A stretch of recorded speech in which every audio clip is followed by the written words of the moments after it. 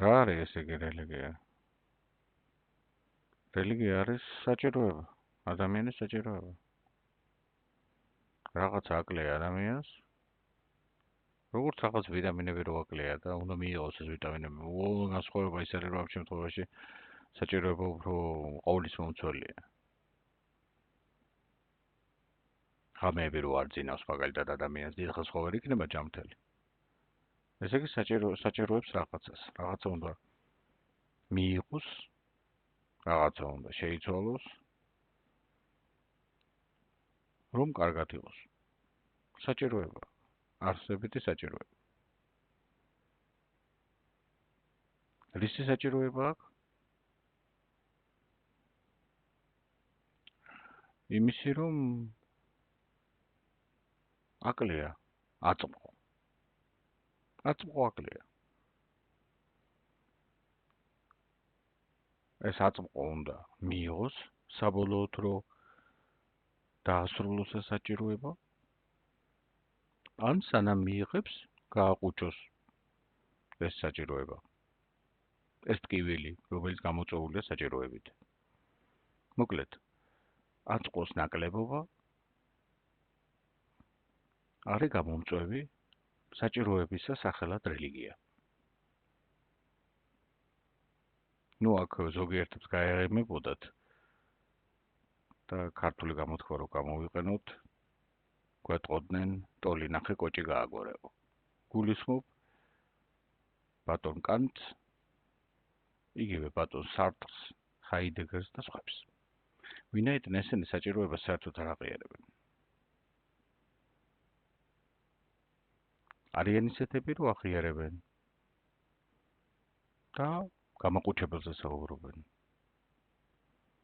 საჭიროებას სჭირდება გამაყუჩებელი. გამაყუჩებელი შეიძლება იყოს სხვადასხვანაირი. მაგალითად, სილამაზე. სილამაზე სიყვარული, შეყვარებული რო ხარ სილამაზეში. ღამეებს რო ათენებ ამ სიყვარულით. გამაყუჩებელია ერთგვარი. სიახლოვე და ახლოება ამ სილამაზესთან, რომელშიც შეყვარებული ხარ, ხო საერთოდ აყუჩებს ყველაფერს. მაგრამ გამაყუჩებული შეიძლება იყოს ნარკოტიკული ნივთიერებაც. ირონიულად რომ ვთქვათ, სალამი პლანეტიდან სახელად მარქსი. მარქსიანელები გვესალმებიან, როდესაც ესმით გამაყუჩებლის შესახებ, მათი გამაყუჩებელი არის ოპიუმი. ფროიდი გამაყუჩებელზე საუბრობს. მისი წინადადებაა, რომ გავაყუჩოთ ეს ტკივილი ილუზიით, ანუ ოცნებით. დიახ, არ მოგესმათ. ოცნება, მაგარი გამაყუჩებელია, ამბობს ფროიდი. სწორედ რომ ოცნება. ნიჩე, რომელიც გამაყუჩებლად აცხადებს ხელისუფლებას.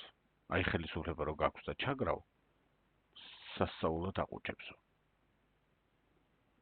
მოკლედ, ყველანი ესენი გამაყუჩებელზე საუბრობენ მაშინ, როცა კანტი, სარტრი, ჰაიდეგერი და ძმანი მათნი საუბრობენ იმაზე, რომ საერთოდ არ არსებობს ეს საჭიროება. რა თქმა უნდა, ზოგიერთი ჩვენთაგანი იღიმის დღესაც, როცა ამ საჭიროებაზე ესმის და მიანიშნებს იმ ადამიანებს, ვინც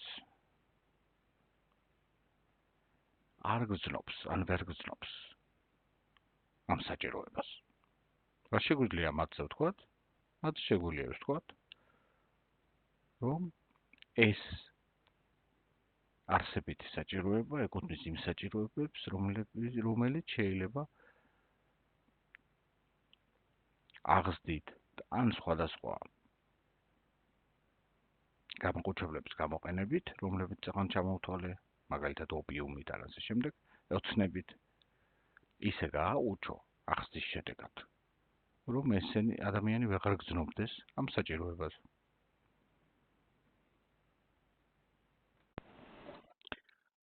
აუგუსტინეს ამ ტექსტმა მოგცა საკმარისი საბაბი იმისთვის, რომ დავსვათ კითხვა, რა არის საერთო რელიგიის, ფილოსოფიის, ლიტერატურის და მათი საერთო წყარო თუ არსებობს. ეს იგივეა, რაც დავსვათ კითხვა აზროვნების საფუძველზე.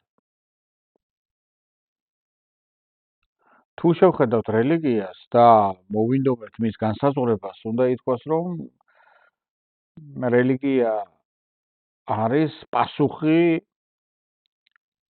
აწმყოს ნაკლოვანებაზე, ხო? იმ საჭიროებაზე, რომელიც გაგვაჩნია დიდი ღრმა საჭიროება, ნაკლოვანება, წყურვილი, რომელიც გაგვაჩნია ჩვენ, ამაზე პასუხი არის რელიგია. და ნაკლოვანება გაგვაჩნია პირველ რიგში აწმყოსი. ჩვენ არ აქვს სისრული აწმყოსი. ყველაფერი წარმავალია, ყველაფერი ცვდომადია და რელიგია არის ამაზე პასუხის გაცემა. ამაზე პასუხის გაცემის მცდელობა. სხვადასხვა რელიგიები არიან ამაზე პასუხის გაცემის მცდელობა. თუ შევხედავთ ფილოსოფიას და თუ შევხედავთ ლიტერატურას, ისინი ავსებენ აი ამ პასუხს. ფილოსოფია შეიძლება დავინახოთ როგორც განმარტება ამ პასუხისა და ლიტერატურა შეგვიძლია დავინახოთ როგორც ცხოვრებაში გადმოტანა, განხორციელება, ხორცის შესხმა, აი ამ ხორცის შესხმა აი ამ განმარტებისა. ხო? ანუ რელიგია როგორც ძიება და პოვნა პასუხისა ნაკლოვანებაზე აწმყოსი, ფილოსოფია როგორც განმარტება ამ პასუხისა და ლიტერატურა როგორც ცხოვრებაში გამოტანის და განხორციელების სურათები აი ამ პასუხისა. აი ესე შეგვიძლია ეს დავალაგოთ, ხო? ანუ ძირი და ძირი რჩება, ძირი და ძირი რჩება ერთიანობა, რომელსაც ჩვენ აზროვნებას უწოდებთ, ან აზროვნებას როგორც საფუძველს უწოდებთ. ერთიანობა აი ამ სამი სფეროსის, ცოდნის სამი სფეროსი: რელიგია, ფილოსოფია და ლიტერატურა.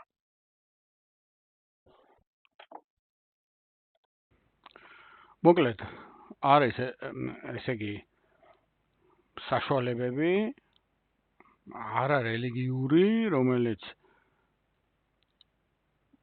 განიხილება როგორც შემცვლელი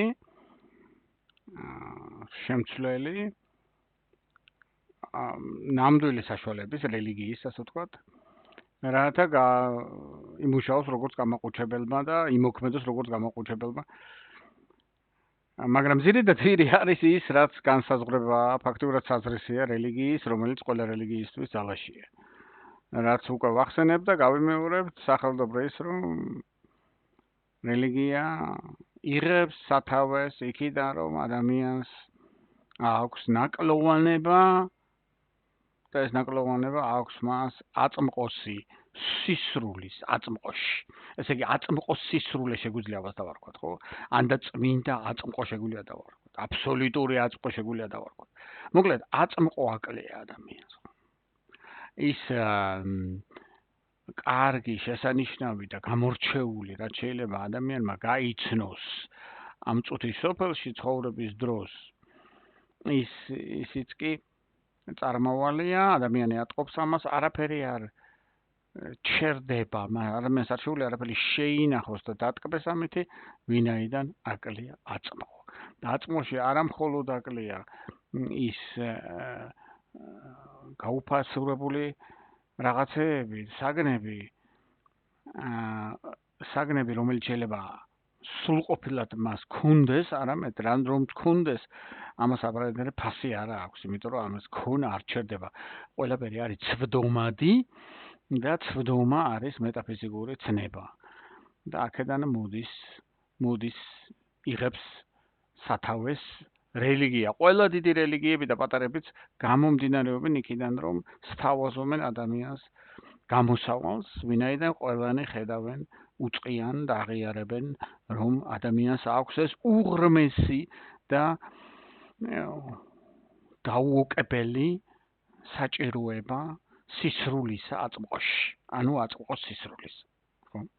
ეხლა რა წყაროები, რომელსაც მე ახლა არ მოვიტან ტექსტობრივად, ძირითადად საუბრობ განსაზღვრებაზე, რომელიც ერთ-ერთია იმათ შორის, განსაზღვრებებისა, რასაც რელიგიის ფილოსოფია, თანამედროვე რელიგიის ისტორია, რელიგიის მეცნიერება ესენციურ, ანუ სუბსტანციურ განსაზღვრებას ეძახის და მე აქედან შევკრიბე თავარი და გადავაწყე ჩემებურად ისე, რომ თქვენ თუ ვინმეს დაჭირდება გადახედავს შესაბამის ლიტერატურაში მსგავს რაღაცას ნახავს, მე ავიღე ერთ-ერთი მთავარი განსაზღვრება, რომელიც დღეს აღიარებულია ნაწილობრივ იმ სფეროებში, ვინც უშუალოდ ამით არის დაკავებული, ან სხვები აღიარებენ შეიძლება სხვა განსაზღვრებას, მაგრამ ძირი რჩება ეს ნაკლოვანება ადამიანისა რაღაცისადმი და მე ვიღებ მთავარს, რომელიც ყველა რელიგიისთვის ძალაშია, ეს არის სისრულე აწმყოსი. ყველა რელიგია თავაზობს თავის გამაყუჩებელს, ასე ვთქვათ, რომ დავრჩეთ ამენაზე ვისაუბროთ და დავრჩეთ ამ სფეროში. მაგრამ გამაყუჩებელი, როგორც უკვე ვახსენეთ, შეიძლება სხვადასხვანაირი იყოს, შეიძლება იყოს ბუნებრივი, შეიძლება საუკეთესოდ მიესადაგებოდეს ადამიანის ამ აქაურ და წუთის სოფელში ცხოვრებას, შეიძლება ცუდად მიესადაგებოდეს და ყველაფერი ირკვევა ადამიანის ცხოვრებაზე, ხო? რომელი გამაყუჩებელი, რომელი ქინაქინი, რომელი წამალი უფრო მიესადაგება ჩანს პრაქტიკაში. თუ ადამიანები არიან კარგად და ისწრაფვიან აი ამ ქინაქინისკენ, ამ გამაყუჩებლისკენ, ესე იგი იქ რაღაცა არის, ხო? იმის უკან რაღაც იმალება. აი ეს არის მთელი რელიგიათა წესწყობილება, ასე ვთქვათ, ხო? და ეს რელიგიათა წესწყობილება, როგორც ვახსენე მე, არ არის ფარდობითი, როგორც ვიღაცებს გონიათ, რომ რახან არის ბევრი რელიგია, ამიტომ ყველა არის ფარდობითი და ყველა ერთნაირია და ყველას ერთნაირად ერთი მიზნისკენ მივყავართ. ეს არის ეს თეორია, ყოველთვის არსებობდა. დღეს ომნიზმის სახით არსებობს და კიდე სხვადასხვა ფორმებით და სახელებით არსებობს, მაგრამ შეგვიძლია წყნარად ვშვიდად ვაღიაროთ ის მეორე გაგების ვარიანტი, მრავალრელიგიურობის შეგნების და ასე ვთქვათ ახსნის ვარიანტი, რომ აქ არსებობს საფეხურობრივი იერარქია. არსებობს წამალი, რომელიც ყველაზე მაგრად მოქმედებს, არის წამალი, რომელიც თვალებს გახელინებს რეალობაზე, უფრო ჯამთელად ხარ, ყველაზე მეტად ჯამთელად ხარ შეიძლება მწუთის სოფელში და არის წამალი, რომელიც თითქმის არ მოქმედებს. ეს მთელი იერარქიას რო გადავხედოთ ზევიდან ქვემომდე, იქ საშუალო წამლებიც არის რაღაცეები, ზოგი მოქმედებს ასე, ზოგი ისე და აი ესეა ეს ყველაფერი დალაგებული. რა საკვირველია ამის უკან იმალება ყოველი რელიგიური იდეა, ასე იგი ყოველი წამლის უკან იმალება რაღაცა შემადგენლობა, ხო? დავრჩეთ საექიმო და ფარმაცევტულ სფეროში. ყოველი წამლის უკან იმალება გარკვეული შემადგენლობა, აი ეს შემადგენლობა არის ფილოსოფიური შიგნეულობა რელიგიის. ყოველ დიდ რელიგიას გააჩნია ფილოსოფიური შიგნეულობა და რომ უნდა გამოვშიგნოთ ეს ეჭვს არ იწევს სხვანაირად ჩვენ ვერ მიხვდებით რა არის დედა აზრი, ის რასაც ჩვენ საზრის ვეძახით ამ რელიგიის, იმიტომ რომ ბოლოს რელიგია დაიყვანება საზრისამდე, ხო? საზრისის გარეშე რელიგია არ არსებობს, საზრისის გარეშე რელიგია არის რიტუალთა ქცევათა კრებული, რომელიც ადამიანის შეიძლება გარკვეულ სოციოლოგიურ ქცევათა ერთობლიობას გამოხატავს და სხვა არაფერს. ქცევათა ერთობლიობა დამახასიათებელია სხვადასხვა ჯიშებისთვის, ცოცხალი ორგანიზმებისთვის და არა მარტო ადამიანისთვის, ხო? და ვინაიდან ადამიანი სულით და გონებით და ცნობიერებით აღჭურვილი ცოცხალი ორგანიზმია, იგი ეძებს საზრისებზე ჩვენ სარკე ვისაუბრეთ, რელიგია არის პირველი გამოხატულება ფილოსოფიური საზრისისა, როცა ადამიანი ხვდება რეალობას და ამიტომ არის, რომ პრინციპში რელიგიის დაყვანა შესაძლებელია აი იმ შინაგან წერტილამდე, გულამდე რელიგიის, ასე ვთქვათ, რომელიც არის ამ რელიგიის მეტაფიზიკა, რომელიც შეგვიძლია გამოვშიგნოთ და ვნახოთ თითოეული რას ამბობს და ერთმანეთს შევადაროთ და საერთო ტერმინოლოგიით რომ შევადაროთ, უკეთესია რომ უკეთესად ვნახოთ რომელი რას ამბობს. ექცევა კი ყველა რელიგია ამ განსაზღვრების ქვეშ. აი ეს არის კითხვა. რასაკვირველია, ნაწილი ქრისტიანთა მაგალითად იტყვის, რომ მე შეხება არ მაქვს რელიგიებთან. მე შეხება მაქვს ცოცხალ ღმერთთან. ნაწილი მუსულმანთა, ნაწილი ებრაელთა და ასე შემდეგ. იტყვის იგივეს. და გასაგებიც არის, ხო? მე რომ მთლიანად ცოდნა მაქვს, არა მხოლოდ დარწმუნებული ვარ, არამედ ცოდნა მაქვს იმისა, რომ ღვთაებრივთან ურთიერთმემართებაში ვდგავარ და ჩემ ცხოვრებას იგი განსაზღვრავს და ეს მაცხოვრებს. ბუნებრივია არ დავიწყებ გაიგივებას სხვების წარმოდგენების, რომელიც ძირეულად განსხვავდება ჩემ შეხედულებასთან, იმასთან რაც მე განვიცადე და დავუტოვებ სხვებს სახელს რელიგიას, ხოლო ჩემს ურთიერთობას უფალთან დავარქვევ ურთიერთობას. ასე რომ ეს აბსოლუტურად გასაგები და მისაღებიც კი არის. უბრალოდ როდესაც ჩვენ ასეთ შემთხვევებში სხვადასხვა რელიგიებში გვაქვს, ამიტომ დავტოვებ ამ განსაზღვრებას ჯერჯერობით. განსაზღვრება არ ნიშნავს იმას და საერთოდ ცნება რელიგიის არ ნიშნავს იმას, რომ როგორ შეიძლება არა ბევრს ეგონოს, რომ ფარდობითია ყველაფერი. რელიგიის განსაზღვრება, რომ ყველა რელიგიაში ზეძალაშია, რელიგიისთვის ძალაშია. ნიშნავს იმას, რომ გარეგნული ფორმები გავსაზღვრეთ ჩვენ და მისი შინაგანი გამსაზღვრელი მახასიათებელი მოუძებნეთ. თუმცა ეს არ არის გამომხატველი და დამადასტურებელი ვინმეს რომ არ ეგონოს იმისა, რომ სიმართლე ფარდობითია. ფარდობითი ეს არის გარეგნულად, ვინაიდან არსებობს სხვადასხვა ფორმები გამოხატვის და სხვადასხვა ძიება ადამიანთა. ხოლო შინაგანად, რაც შეეხება ფილოსოფიურ ახსნას, ანუ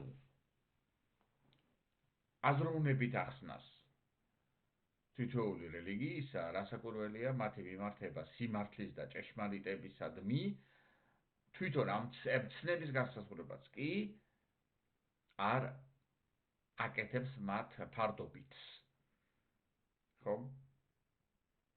უბრალოდ საქმე იმაშია, რომ შევადაროთ, ხო? ერთ დიდ სახლში ცხოვრობს დაუშვათ 6 მეზობელი.